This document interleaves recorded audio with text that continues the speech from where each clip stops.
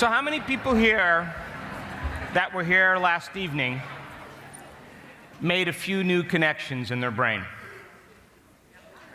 Yes? You learned a few new things. So as I said last night, we are going to develop concepts and ideas today. And we are going to use the contemporary language of mysticism, which is science.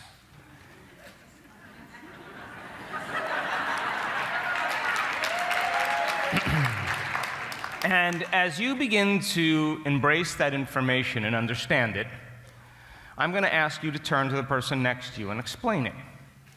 And between the two of you, you have to build a model of understanding.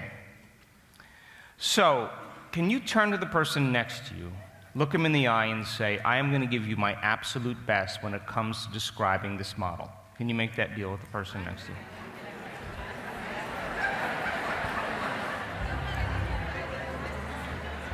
Paying attention is being present.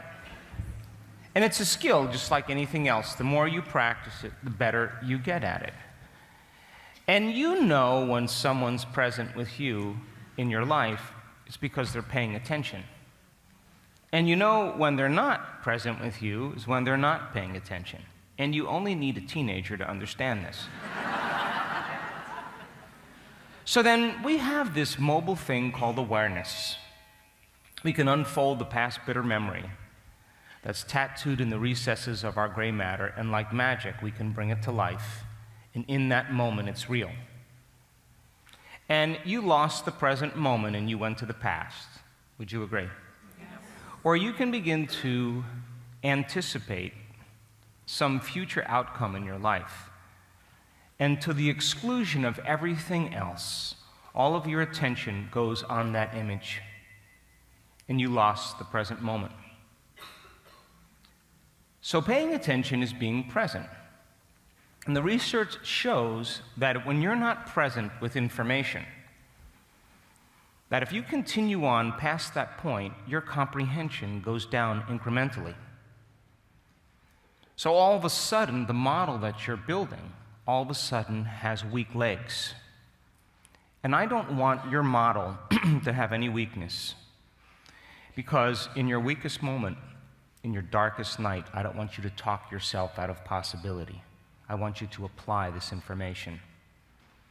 So then, if I'm carrying on talking about the quantum model of reality, and all of a sudden you're thinking about your hair appointment on Tuesday, and who you're going to go to dinner with tonight, and you lowered the volume to your external environment, and you were paying attention to your inner world. And the person sitting next to you was all enthusiastic, and they start explaining the whole quantum model of reality. You have no idea what they're talking about. Can you make a deal with the person next to you that when you lose your attention, you're going to say, hang on a second, I have no idea what he said. I have no idea what you just said. I was thinking about the kind of hairstyle I was going to wear to the wedding in 3 weeks. Can you do that? Yes. Turn the person next to you and make that deal, please. The funny thing about that is that we do that all the time. It's a habit. It's an unconscious habit. And people are nodding and they're doing all that body language stuff, but they're somewhere else. And we call that normal. But every time you become conscious that you're going unconscious, and you return back to the present moment, you're breaking a habit. And if I do my job really well, you will be so present the entire day that time and space are going to warp. And it's going to be like the end of the day, and you don't know where it went because you were continuously in the present moment. How many people understand? Yes. So now, I also understand change very well. I work on it every single day of my life personally, and I have the privilege of witnessing human transformation quite often. And I know that 95% of who we are by the time we're 35 years old is the body conditioned to be the mind. The servant is now the master. And the body clings to familiar emotions and familiar habits because it's afraid of the unknown, because the survival gene is switched on. And so, I know when we come up against change, the person is standing on the cliff, change their energy and is no longer caring about how cold the water is or how deep it is or which way the current's moving, they're jumping. But you know, just before they jump, the body always gives a little, "You sure about this?" So if by chance you come to the edge and your partner comes to the edge, all of a sudden you turn around to share with them and you see this string of saliva running down their shirt. One eye is closing and they're twitching, trying to escape.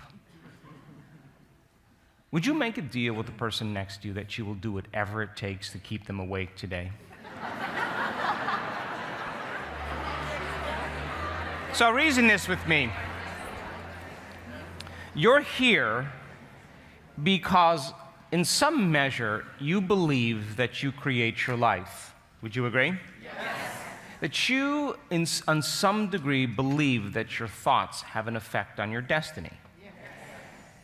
So then, if you're not being defined by a vision of the future, then you're just left with the memories of the past.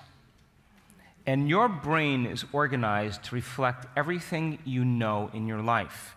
Your brain is a record of the past. So the moment you wake up in the morning and you come back to your senses and you say, wait, where's my pain? Oh, there it is, okay. Okay, wait, let me think about all my problems. Oh, there's that person that I want to murder, and this person is ruining my life, and I'm going to tell this person this, and then you check your cell phone, and then you think about that person and that place and that thing and that particular time. You've just reactivated the circuits in your brain that are connected to your past memories. Are you with me still? Yes. And then all of a sudden, you got to give your body the juices it needs to reaffirm the identity that you're living by that's based on some experiences emotionally in the past. So then you got to think about all those things and all those people that evoke emotional responses that you're using in your external environment to reaffirm your addiction to some emotion. Are you with me still? Yes. Now, I woke up this morning early and I wanted to talk straight to you, so here we go. Yeah. So the moment you're living by those emotions, and those emotions are driving your thoughts, you're thinking in the past, and you're going to be predictable in your life. And then when you continuously think the same way, act the same way, and feel the same way, but really expect something to change in your life, you get frustrated, you get impatient, you get judgmental, because that's what happens when we're living in survival and we are matter trying to change matter. We're in a program. Are you with me still? Yes.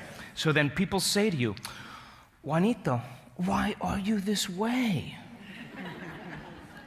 And then Juanito says, "I am this way because of these experiences or this experience that happened to me 21 years, 6 months, and 15 days ago." Which means then, from a biological standpoint, he was altered from some past experience, and the experience created a heightened emotion.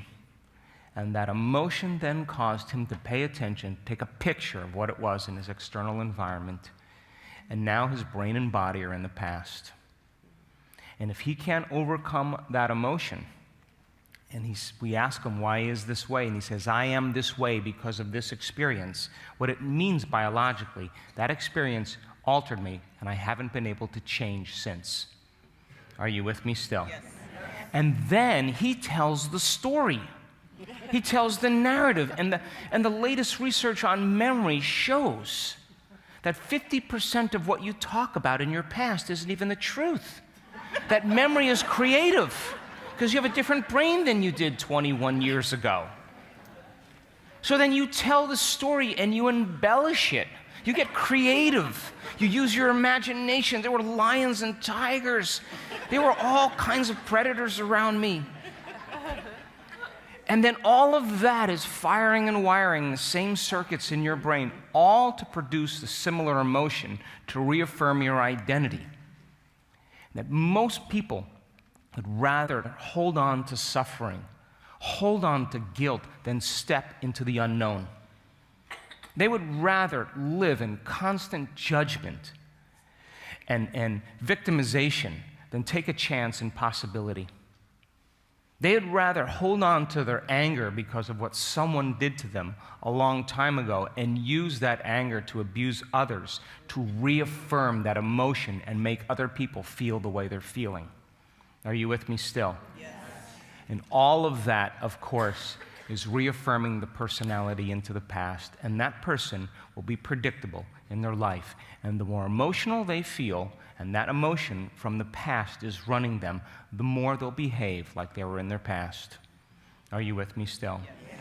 So then, if you're not waking up every morning and being defined by a vision of the future, and marrying a clear intention with an elevated emotion and changing your energy, then for the most part, you're living from the memories of the past. Because the body emotionally has been conditioned to be the mind, and it's in the past.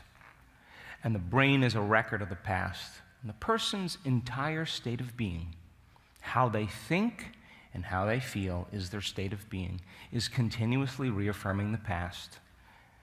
And the energy that they broadcast into the field, remember, thoughts are the electrical charge in the quantum field, and feelings are the magnetic charge.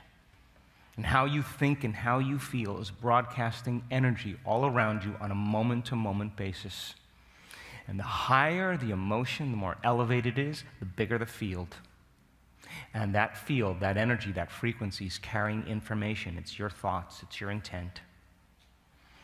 But if you continuously draw from this invisible field of energy and live in suffering, live in pain, live in victimization, you continuously tap this field. You still have a field, and you're still broadcasting, but it's going to take longer for you to create what you want because you're more matter and less energy, more particle, less wave. But you're still broadcasting into the quantum field. Oh, infinite intelligence, universal mind, I'm broadcasting the signature of suffering into my world.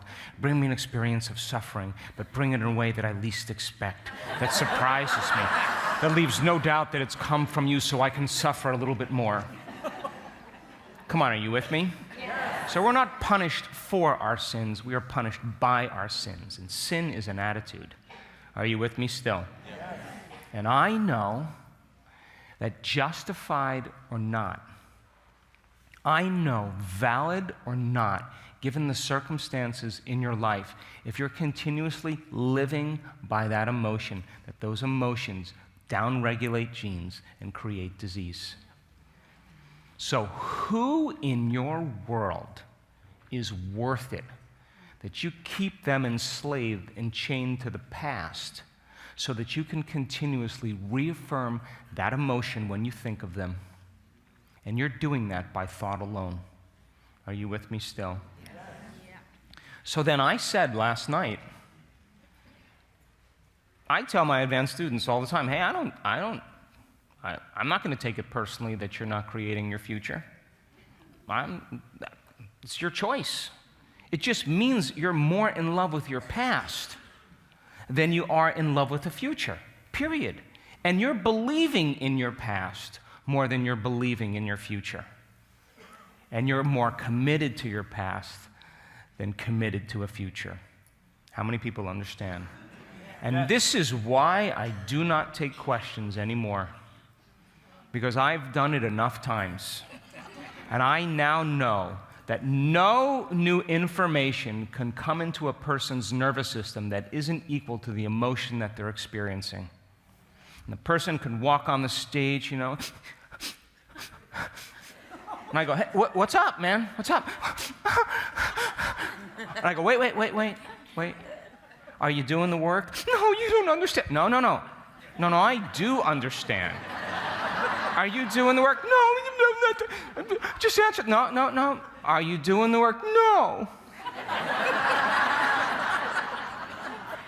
And I know that no matter what I tell that person, I could give them the answer that is the correct answer, and they will argue against me because that information is not equal to their emotional state. And you know what I say to them? Hey, take the ride with me.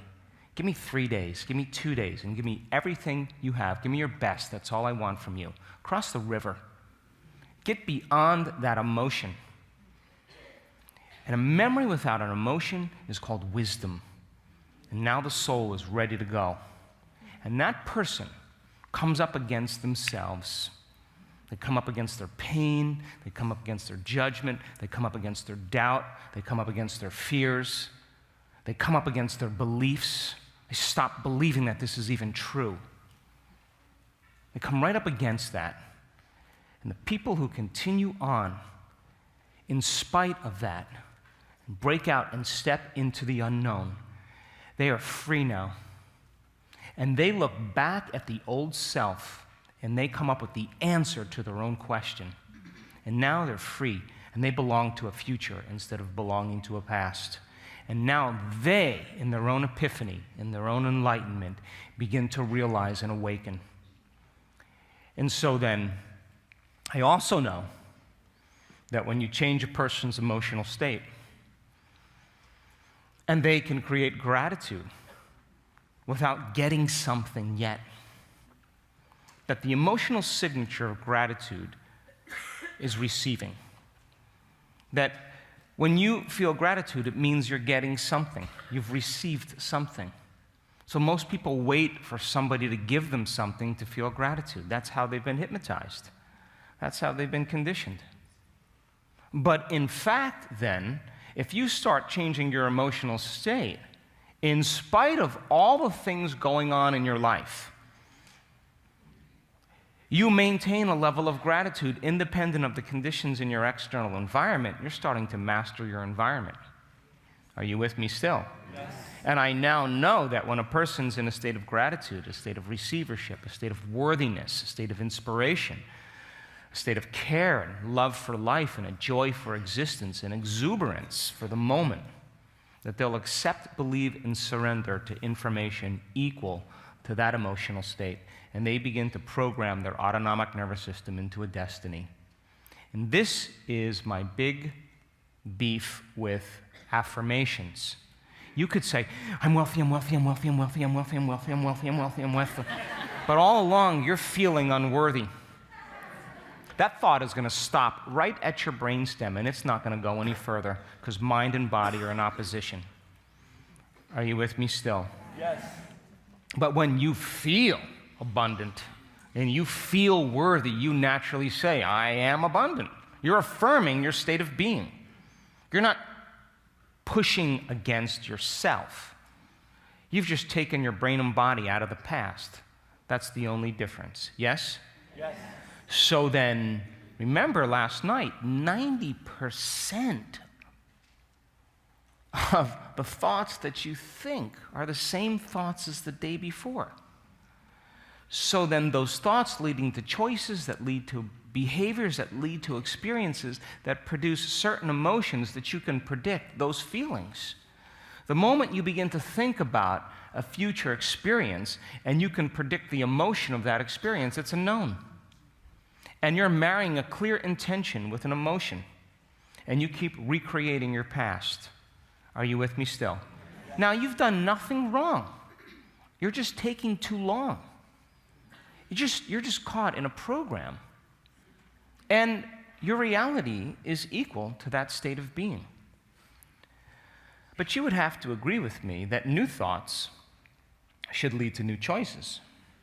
And new choices should lead to new behaviors. And new behaviors should create new experiences. And new experiences should produce new emotions. And those new emotions should inspire new thoughts. And that's called evolution. And so then we are, remember, thinking, choosing, behaving, or acting, experiencing, and feeling the same way hardwires your brain into a set of programs, automatic programs. But as you begin to learn new information, you're adding new stitches into the three-dimensional tapestry of your gray matter, and now you have the raw materials to begin to think differently. And as you begin to think differently, you're causing your brain to fire in new sequences, in new patterns, and in new combinations. And whenever you make your brain work differently, you're changing your mind. Because mind is the brain in action. And so if you do your job really well today in sharing information, you're going to start changing your mind. And you are going to begin to perceive the problems in your life from a new level of mind. You're going to begin to perceive a future from a new level of mind. And you may actually make a choice equal to that future, which means you're starting to believe in your future more than you're believing in your past. Come on.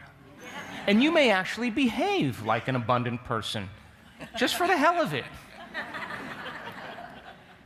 And you may actually create an experience where money shows up out of nowhere. It's happened hundreds and hundreds of times in this work. And it may actually lead to you feeling more abundant. And you may feel so abundant that you give your money away, because you feel so abundant and you know that you are abundant and there'll always be more. And other people start seeing you do that, and they think, she's on the wrong medication. I knew it about her. But you no longer care what other people think, because you're no longer using that person to reaffirm your addiction to lack. You're feeling way too worthy and abundant. And you see a part of yourself that you used to be, that you no longer are, and you love that person more instead of judge them. And then you're at the shopping supermarket in the line. And instead of judging the person in front of you for the food they're buying, you're feeling this incredible amount of love. And you're opening your heart, and all of a sudden you're radiating this energy into the entire supermarket, carrying the intent that everybody's lives be enriched at the Safeway. And you feel unbelievable. And then you get in your car and you stop at the red light and there's traffic, and all of a sudden you're feeling so selfless. You're going like this.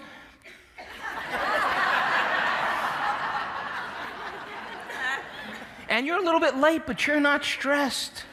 And you show up and everybody's late and nobody's worried about it. And all of a sudden now, you become more productive. You become more lighthearted. You start letting go. And all of a sudden, the mysterious and the magical is happening all around you. And people ask you, what did you do? And you begin to say, I just broke a habit of being my old self, and I just began to reinvent myself. And I just started practicing it, thinking about it all the time, acting like it, feeling like it. And I turned into a new personality. And a new personality creates a new personal reality. How are you doing? Turn the person next to you and explain. Oh, come on, you can do this. I also know, after looking at all those brain scans, in real time, that when you're analyzing your life within some disturbing emotion that's familiar to you, you're going to make your brain worse. I've seen it over and over and over again, because those emotions of survival are arousing your brain to become overly analytical, and your brain moves into high beta brainwave patterns. And when that occurs, and you're thinking in the box of that emotion, you're going to cause your brain to move higher and higher out of balance.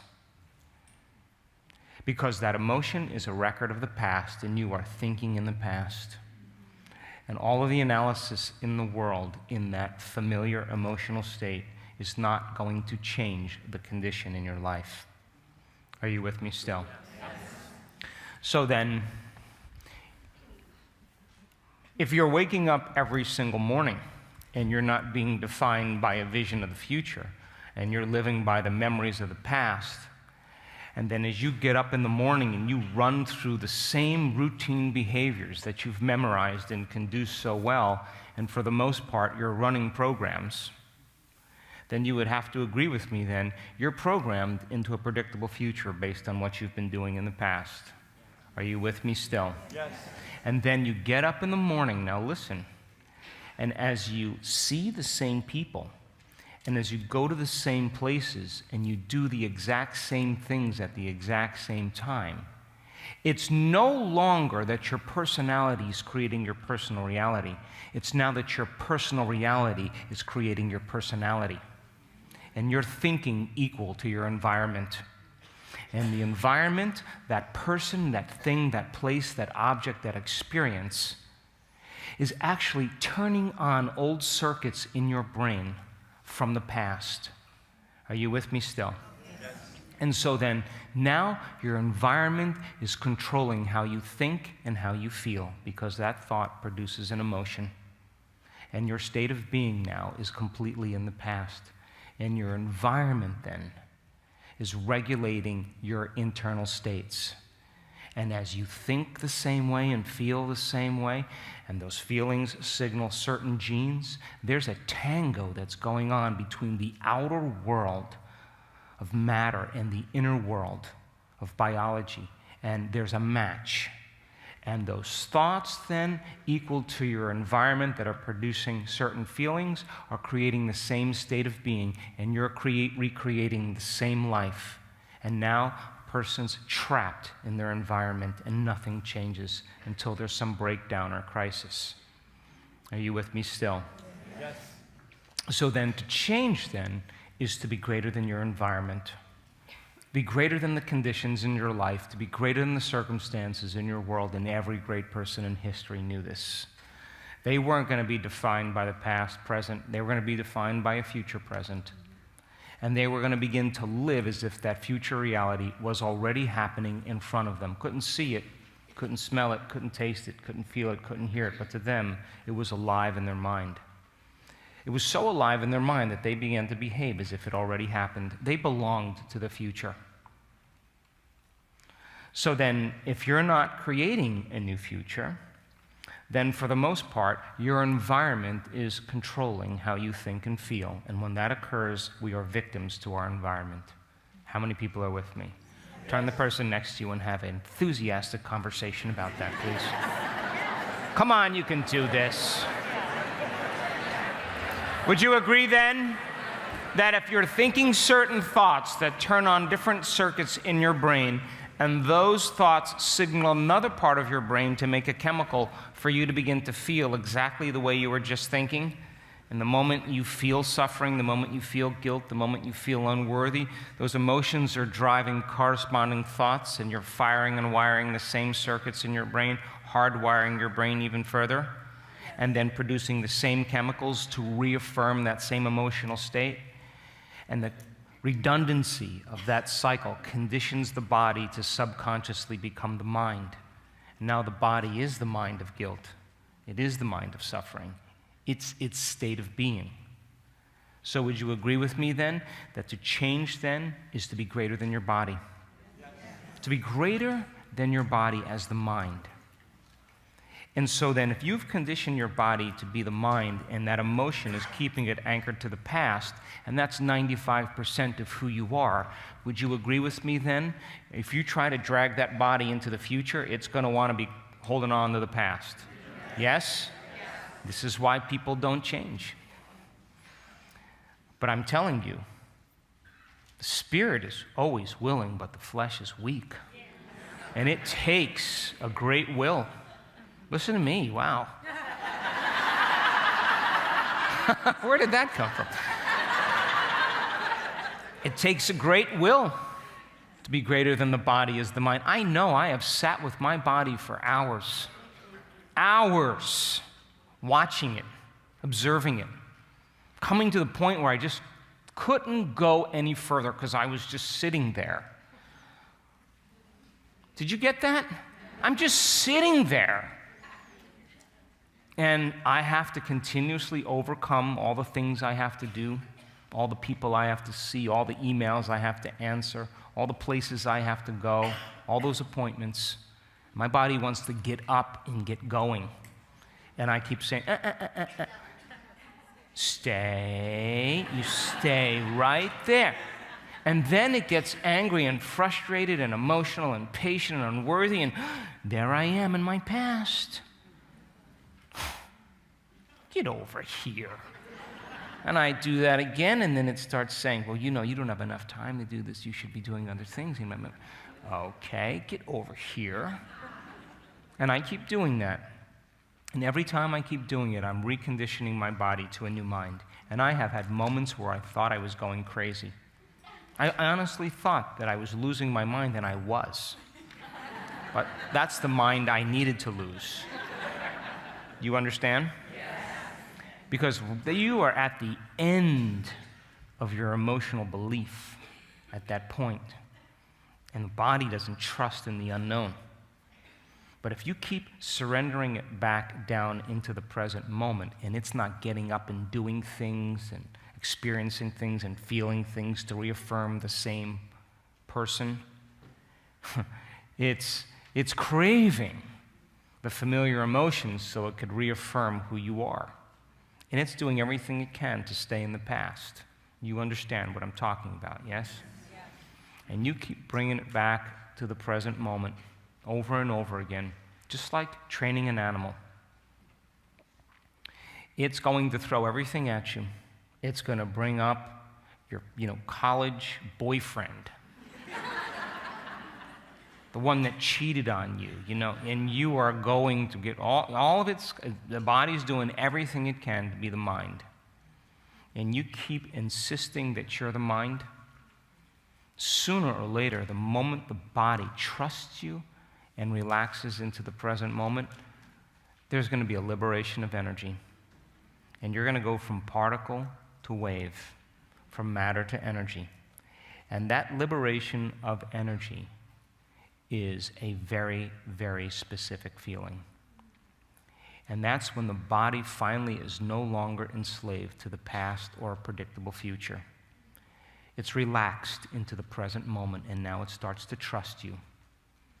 And would you agree, if you keep practicing being present with your body over and over again, keeping it in the present moment, it's going to become a habit? Yes.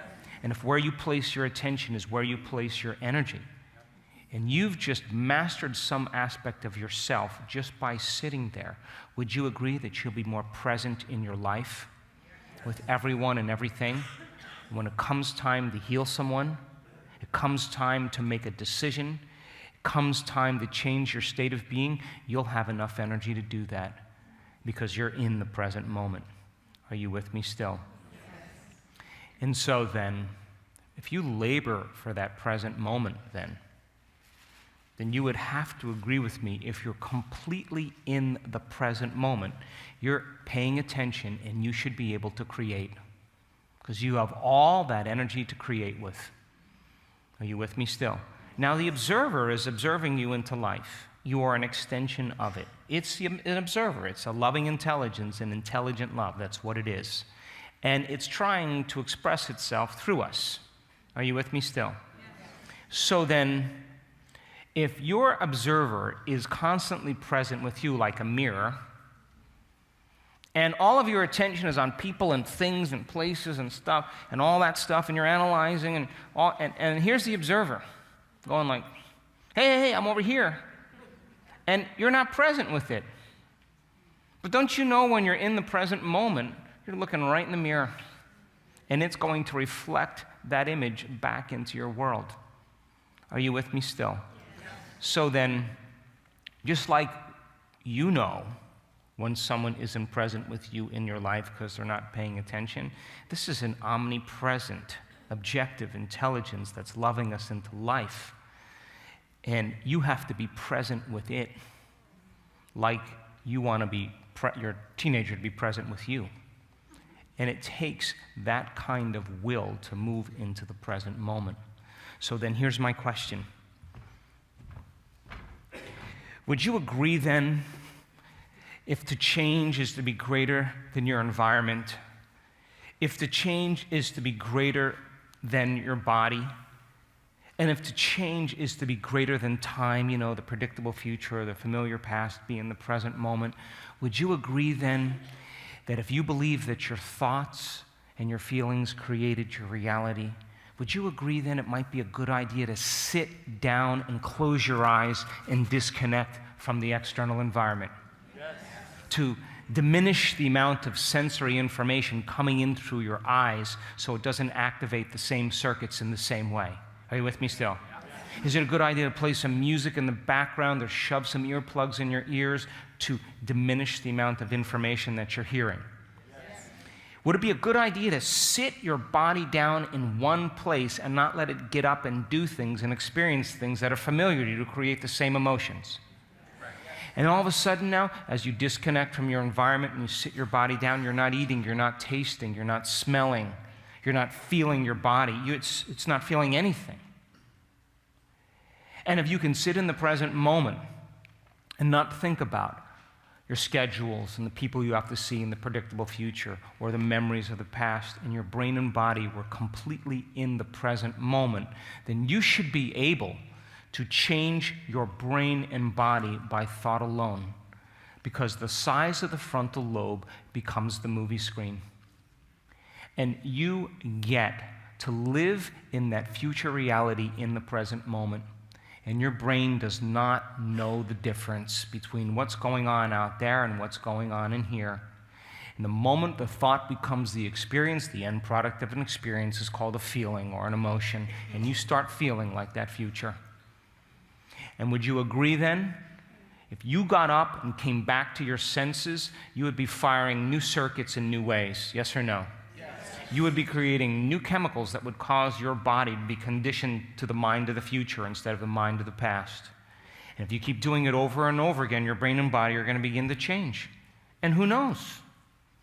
You may actually think like an abundant person. You may act like a saint. You may feel unlimited your entire day, because you changed your state of being. And if you're able to maintain that modified state of being your entire day, something unusual or different should happen in your life. Would you agree? Yeah. Isn't that the law? And when that unexpected event comes out of nowhere, and you are surprised by it, and the energy of that experience creates more love of self, more of a passion for life, that you feel more worthy and unlimited, could you not use that energy to create again tomorrow? And would you agree then you would move from being a victim in your life to being a creator in your life? How many people are with me? Turn to the person next to you and have a robust conversation about that, please. How's your model? How's your model looking? How you doing? Good. Is this making sense to you? Yes. I'm speaking to the part of you that already knows this. Because the only way for you to step into a new future is you have to confront the very aspect of you that isn't going there. Are you with me still? So then, when people begin the process of change, they have to stop making the same choices. And when they do that, they step into the unknown. They step into that place of uncertainty. They're feeling uncomfortable. It's unfamiliar to them. They can't predict what's going to happen. So then they rush back to the familiar just so they can feel safe being anxious.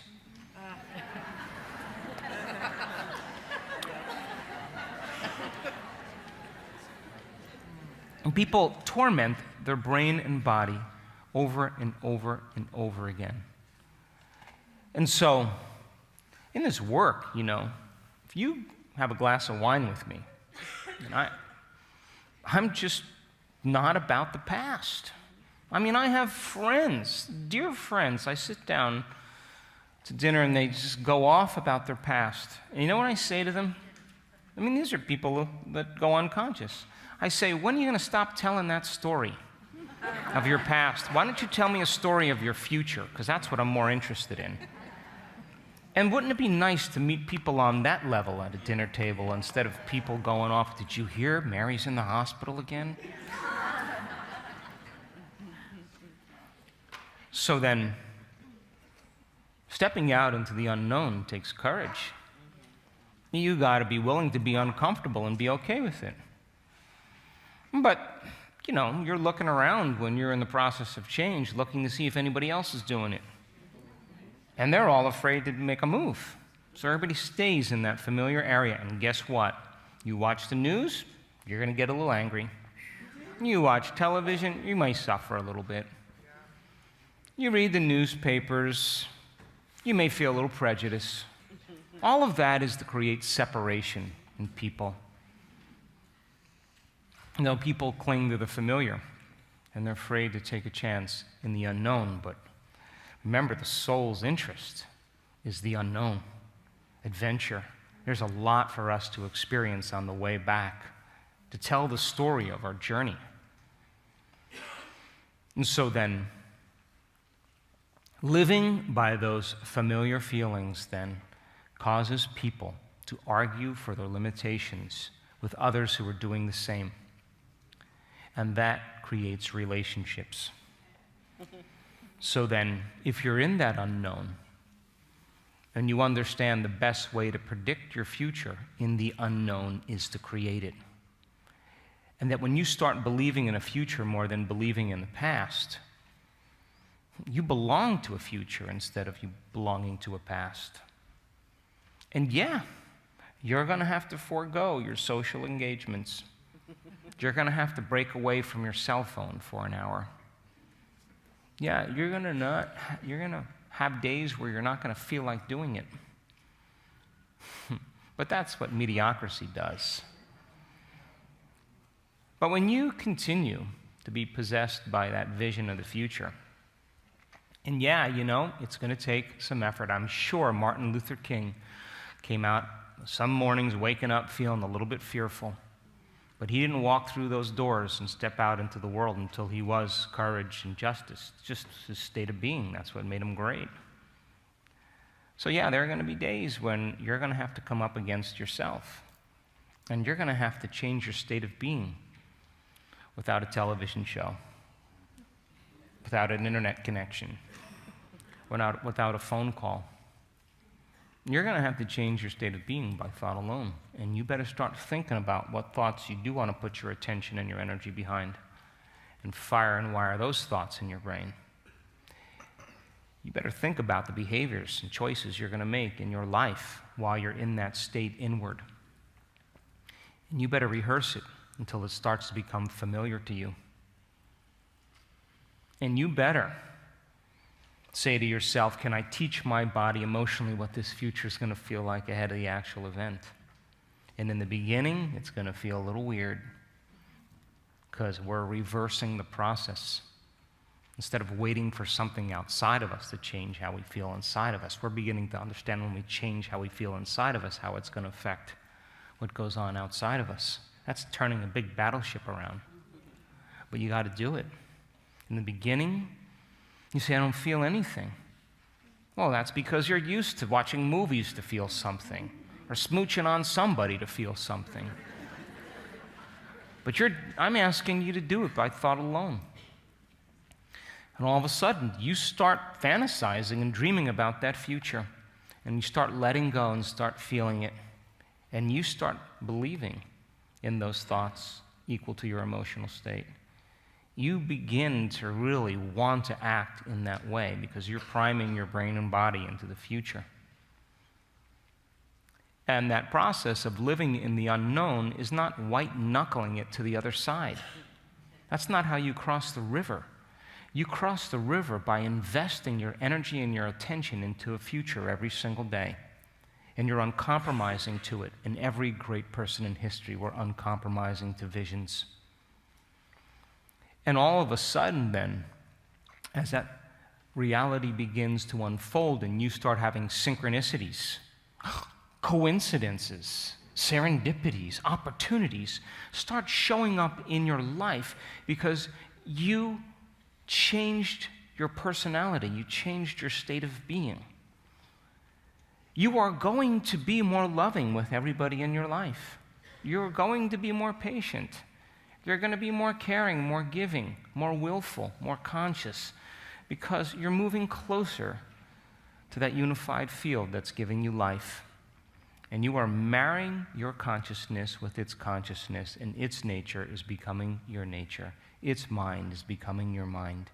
And you're less seduced by the things in your life that typically bring you pleasure or pain.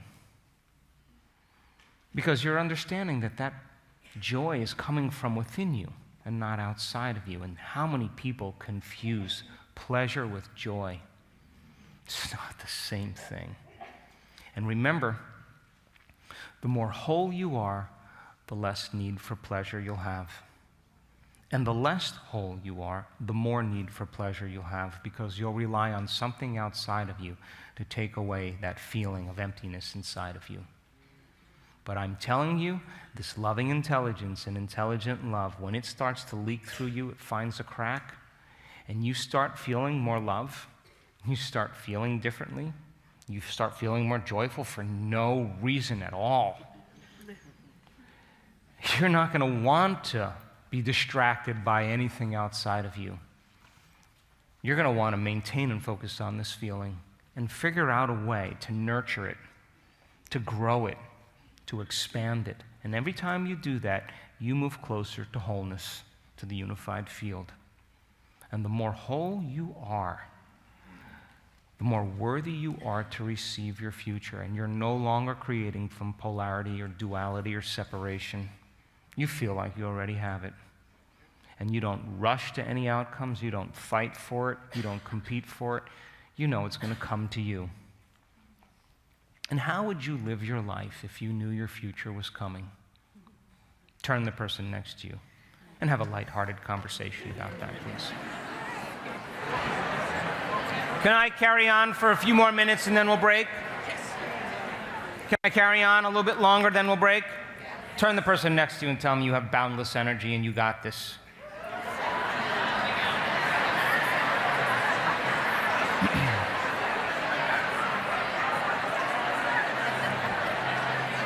Hey. So you know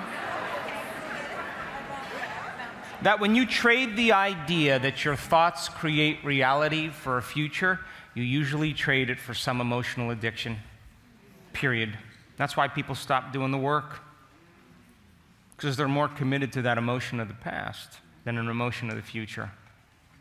And it's difficult to break from those emotions of survival because they're so addictive. So then, living in survival is living in stress. And stress is when your brain and body are knocked out of homeostasis. Stress is when your brain and body are knocked out of balance. The stress response is what your body innately does to return itself back to order. And any animal in nature, the moment they perceive a threat in their external environment, they have a pattern in their brain, circuitry that matches a pattern in their environment, and they recognize a predator.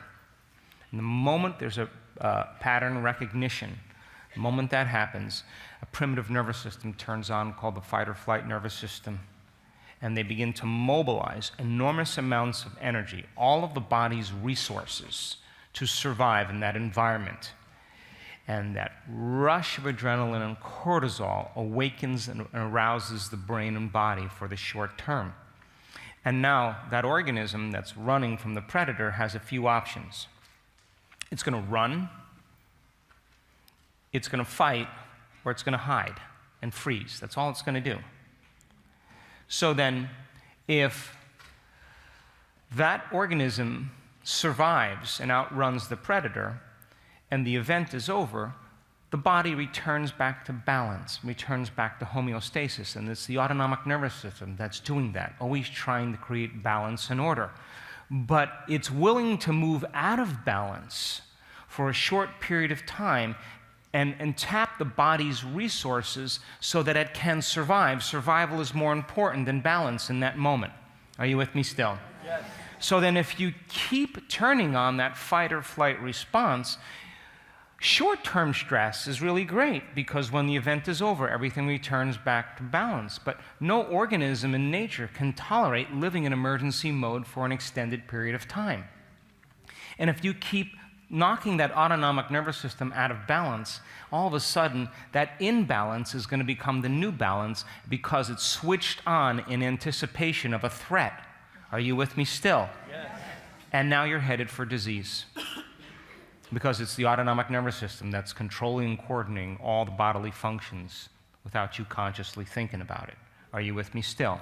Yes. So you have that same primitive nervous system, and that when you and I begin to perceive a threat in our external environment, we do the exact same thing.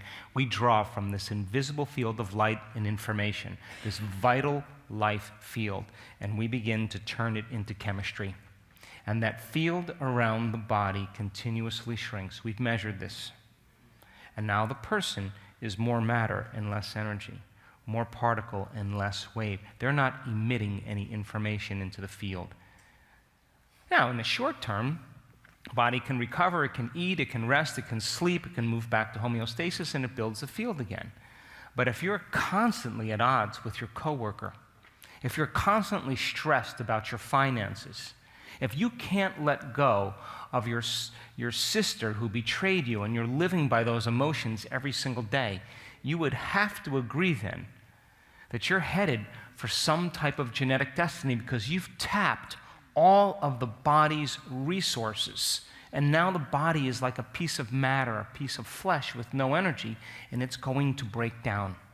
Are you with me still? Yes. So then when you're living by the hormones of stress and you continuously draw from this invisible field of energy and turn it into chemistry, and the field around your body is diminishing, now you're matter trying to change matter in your life. Are you with me still? Yes. And what do you do when you're matter trying to change matter? You force outcomes. You push for it. You fight for it. You control it. You try to predict it. You manipulate it because you're matter trying to control matter. Are you with me still? Yes. And so the very chemicals of stress heighten the brain and body to move into an aroused state. And under stress, your senses are heightened. And we become materialists, defining reality with our senses. If we can't see it, we can't smell it, we can't hear it, we can't taste it, we can't feel it, it doesn't exist. And we could say it another way, that when you're under stress and those chemicals are activated, you are going to narrow your focus on objects and matter, on the particle in quantum physics, on people and things in your external environment. Are you with me still? Yes. And when you're focusing on matter, you are no longer paying attention to the wave in quantum physics, which is information. Are you with me still? Yes. And so then, over time then, as a materialist, functioning as matter in your environment, you're less likely to create in this state. Why would you want to close your eyes if there's a predator out there?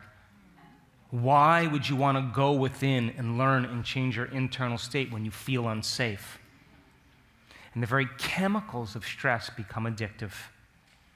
And people use the problems and conditions in their life to reaffirm their addiction to that emotion. They need the bad job. They need the bad relationship. They need the difficult past because it's reaffirming their identity emotionally.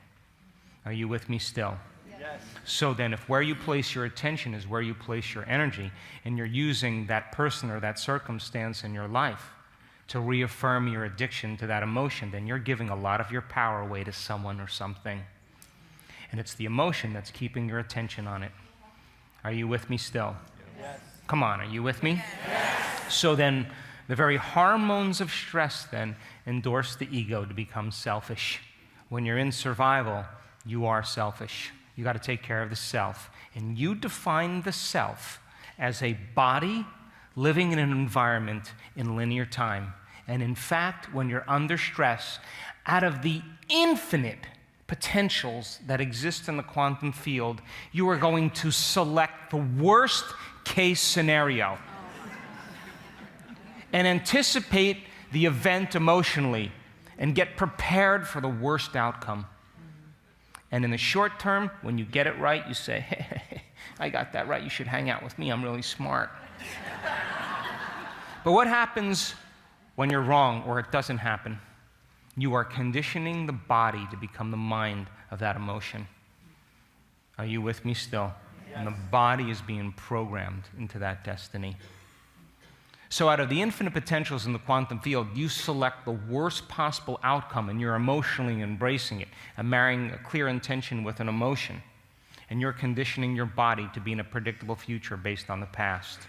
Are you with me still? Yes. And why do we do that? Because in survival, if you prepare for the worst and anything less happens, you have better chances of living and surviving. And when the survival gene is switched on, you could have 10 great things happen in your day, but you will focus on that one bad thing. Because in survival, you got to be waiting for it to come again. Are you with me still? Yes. So then, as you draw from this invisible field of energy and you turn it into chemistry and you're shrinking the field around your body, then you are matter living as a body in an environment in time. And people define themselves as a body in an environment in linear time, and that is not who you are. So the more addicted you are to those emotions of stress, the more you believe you're your body. Are you with me still? Yes. And it's reaffirming the very nature of the body in survival.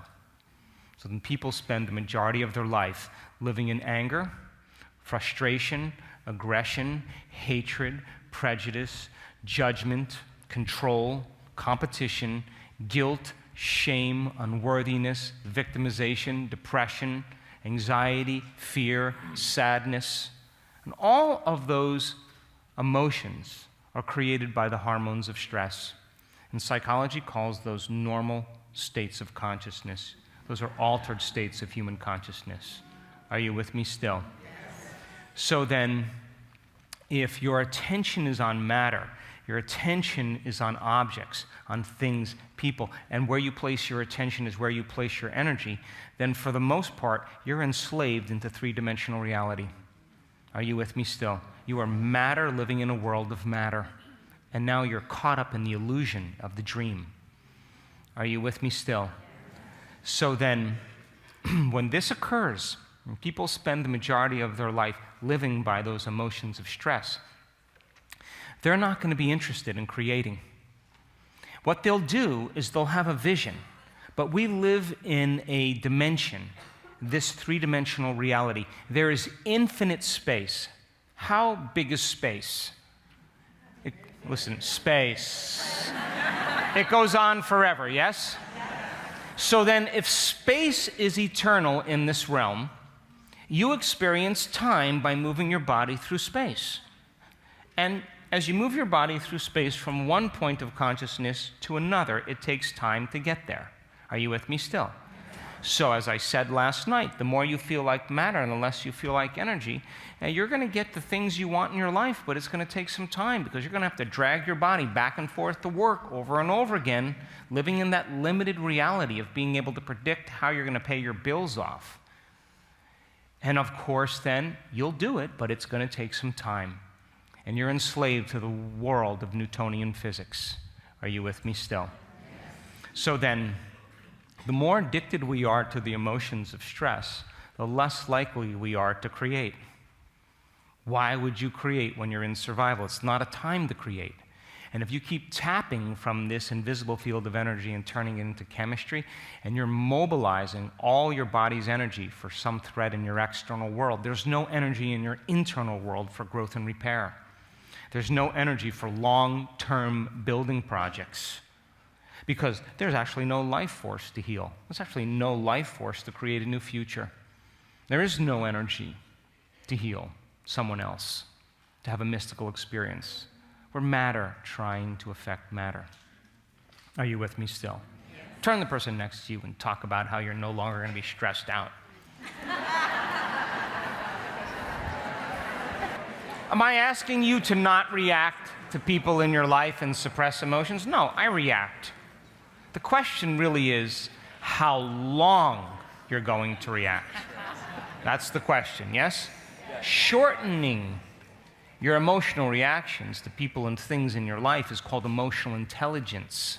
And those are the people that you want to hang out with. Now, if you can't let go of that emotion, it must mean you're addicted to it. True or false? Because isn't addiction something you can't stop? You just need an Italian grandmother for this one. So it's a scientific fact that the hormones of stress downregulate genes and create disease. It's a fact. Push the genetic buttons that create disease. Human beings, because of the size of their frontal lobe, can begin to think about the past or think about the future and turn on that stress response just by thought alone. Are you with me still? Yes.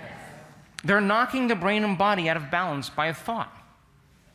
So if you can turn on the stress response just by thought alone, and the hormones of stress or the stress response long-term pushes the genetic buttons that create disease, that means that your thoughts can make you sick. Are you with me still? Yes. So if your thoughts could make you sick, is it possible your thoughts could make you well? Yes. Okay. So it's a scientific fact that the hormones of stress give the brain and body a rush of adrenaline. And we become junkies to those chemicals. And if you can turn on the stress response just by thought alone, you can become addicted to your own thoughts. Yes or no? Yes. This is why change is so hard.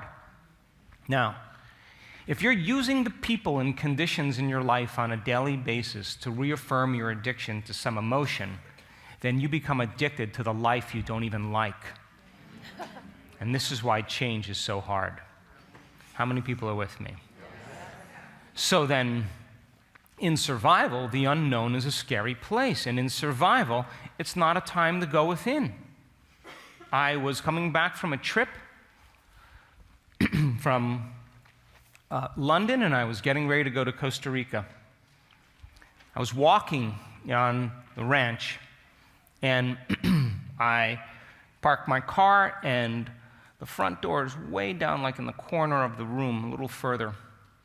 And 225 acres at the end of a 1-mile gravel road, there's nothing out there. And I've walked that property thousands of times, and it's a November evening, and it's very dark in the Pacific Northwest. And there's no lights.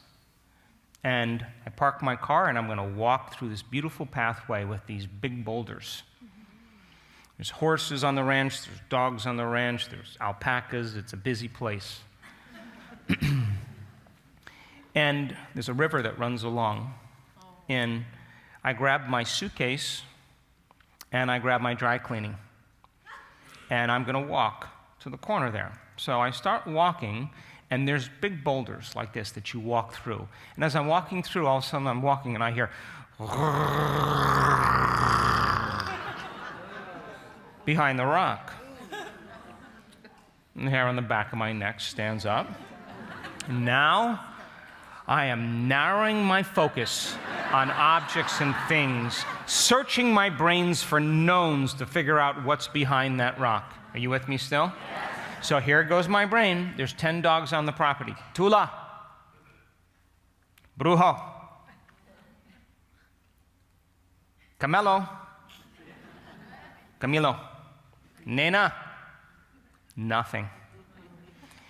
I take out my cell phone, switch on the light, I go like this. Put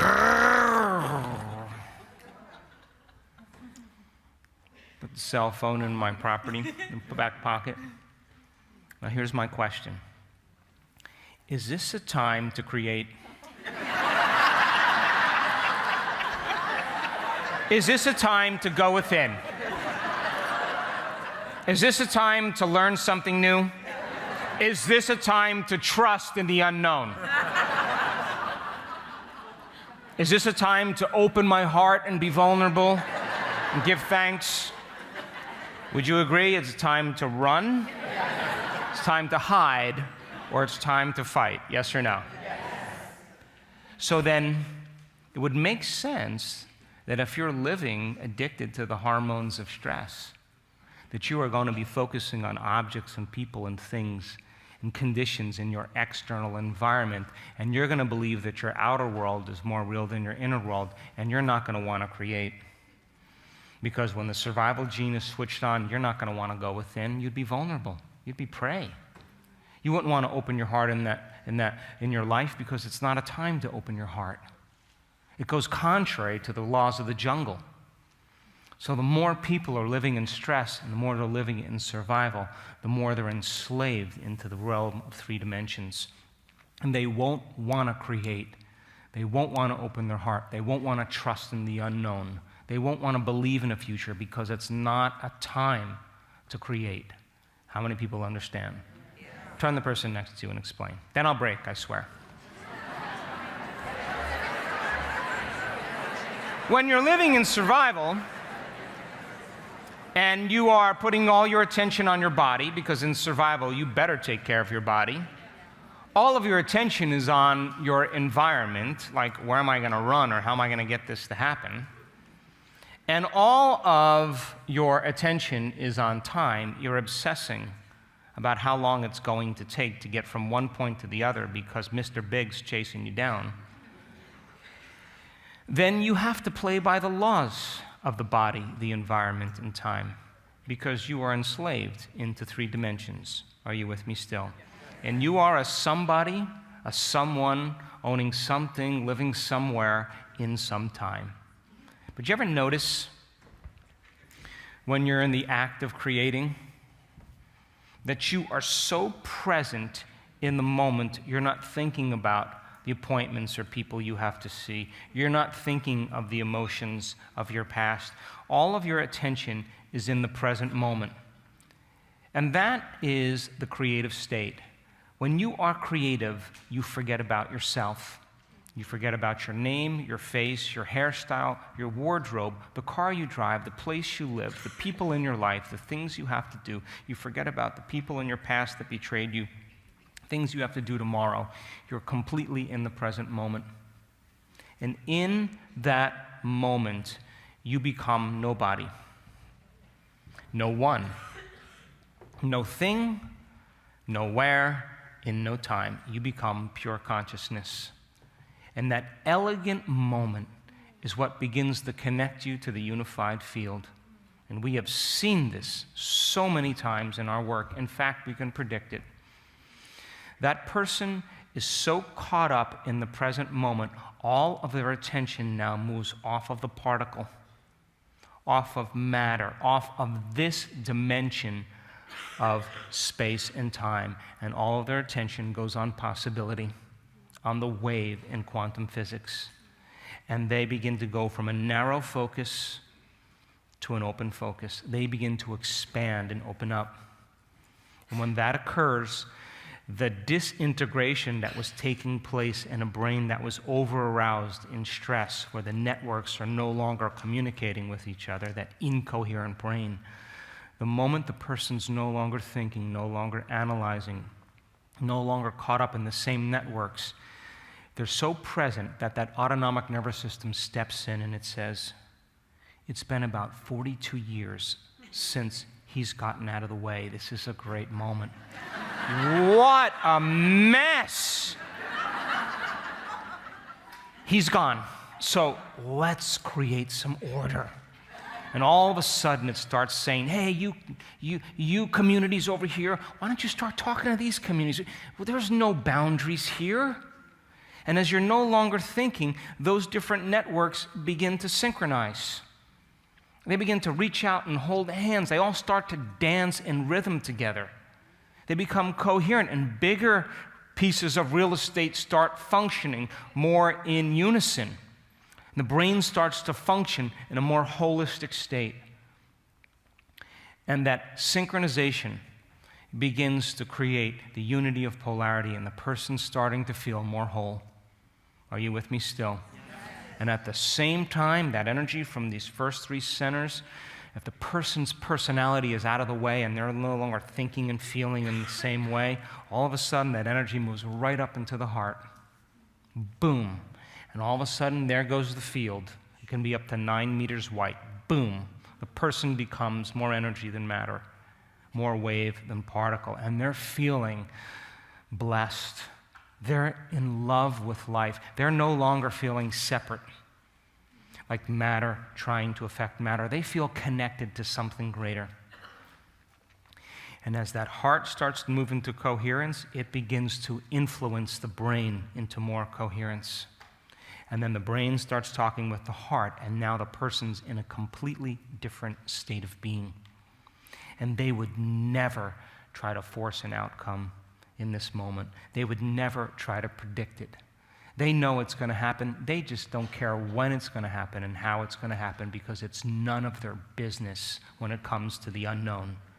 Are you with me still? Yes. And of course, the moment that happens and their energy begins to expand and they feel connected to something greater, they lay that thought on that energy, and they're already accepting that it's possible, because that thought is consistent with the emotion they're experiencing, and they're feeling more unlimited. And in order for you to create something unlimited in your life, you better feel unlimited. And if you are going to emulate the divine, then you better become divine. And if you are going to do something magnificent, you better feel magnificent. And if you are going to empower a new future, you better feel empowered. And that's the energy that begins to change your destiny. Are you with me still? Yes. And I'm telling you, we have seen this so many times in our work. When that brain starts to go into coherence, and the heart is going into coherence, and the whole system, the autonomic nervous system, is processing a greater frequency from the unified field, a more coherent message, that person's biology will be more coherent. In their brain, in their genes, in their heart, in their chemistry, all the hormones are in harmony. We've seen this so many times.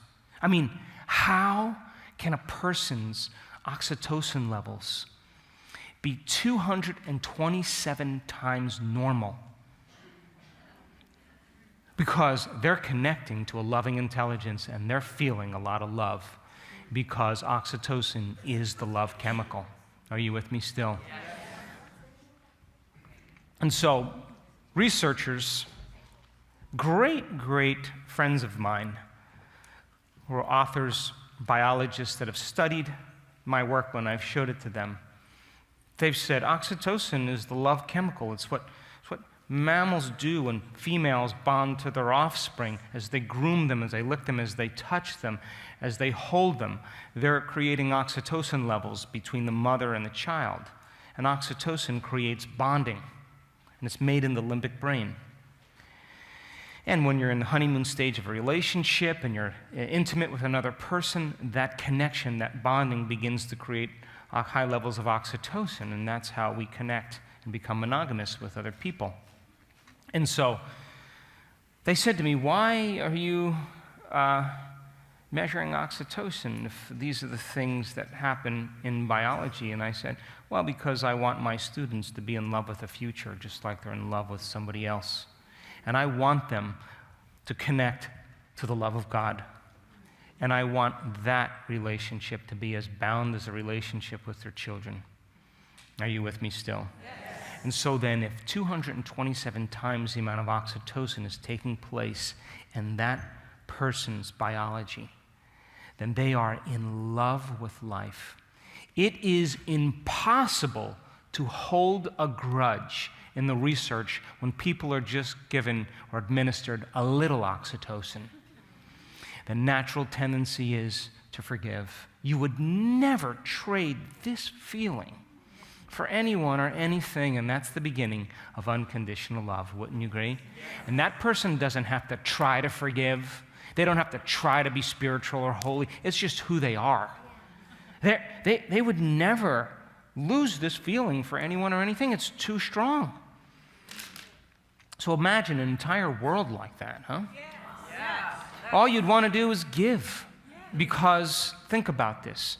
When you master some aspect of yourself, or you connect to that divine intelligence, and I just interviewed a person that was baptized. And as one lady said last year that was 78 years old, I lost my spiritual virginity today. She got hit by the heat. She got baptized in light, and that light is carrying information.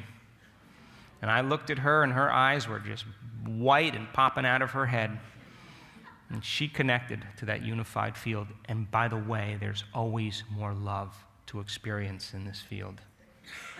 And so, when that energy moves in you and moves through you and moves all around you, and you feel like it, The only thing you're going to want to do is want other people to feel the way you feel. And the only way you can do that is to give them something. That's the closest way to do it. So the act of giving emulates the divine, and when you do that, it moves even closer because you're no longer in lack, you're no longer in separation. You already know there's infinite abundance. It's who you are. Are you with me still? Yes. So then, in that elegant moment when we are watching a person's brain on the scan, and now we know when it's going to happen. You just see these downloads. Pa-choom, pa-choom, choom, choom, choom. And I say to the researchers that come and study us, she's going to pop, watch this. And they're seeing these big amplitudes, and they're thinking the person's having a seizure. And I'm saying to them, does she look like she's having a seizure? She said, and all of a sudden, we see the right side of the brain talking to the left side of the brain, the front of the brain talking to the back of the brain. All of a sudden, here come the two hemispheres. The moment those two hemispheres come together, the union of duality, the union of polarity, the union of separation and opposites is called wholeness or love. In the same time, that heart busts wide open, and that person is in love with life, and her chemistry is changing because her energy is changing.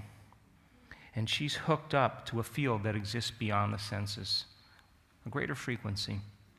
And I can walk around like this. I've done this so many times. And look at that person, and there are tears of joy rolling down her face. She is so whole, she is so complete that she can't want. She's no longer in lack. Wanting is lack. She feels like she already has everything.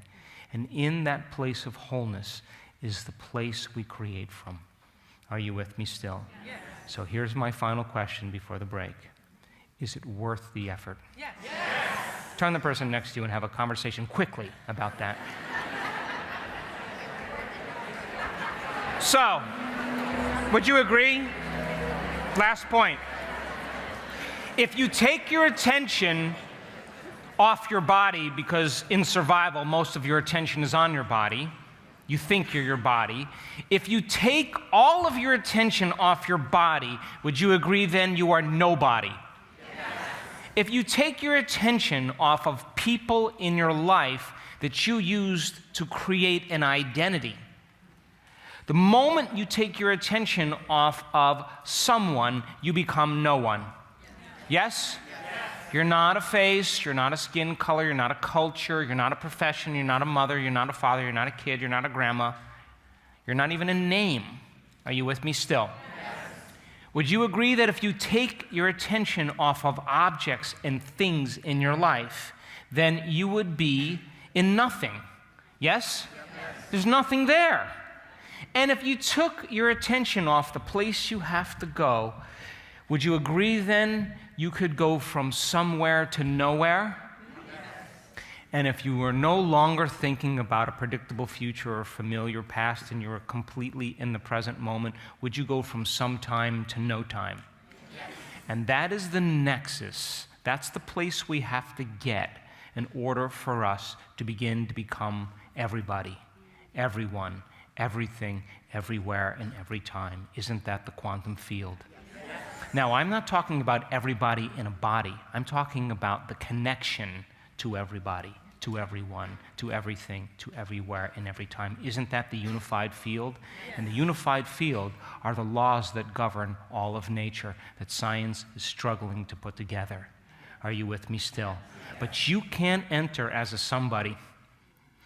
Your consciousness, it's doing all of this, and people and objects and things and places, has to turn towards this consciousness. And you have to be present with it, right in front of the mirror. And the longer you can exist in that infinite place, eternal space, where there are no bodies, there are no things, there are no people, there are no places, there's no time, there's no light. It's an infinite, vast space of nothing physical, but where all possibilities exist. That means if you can't linger in that unknown and you keep returning to the knowns in your life, you keep investing your energy in this space and time. And if you keep your attention on the known, you keep creating the known. The longer you can unfold as an awareness, as a consciousness in this infinite space, in the infinite unknown, that vast eternal field, the longer you put your attention and your energy on the unknown, the more you'll create unknown experiences in your life. I'll see you at 11 o'clock.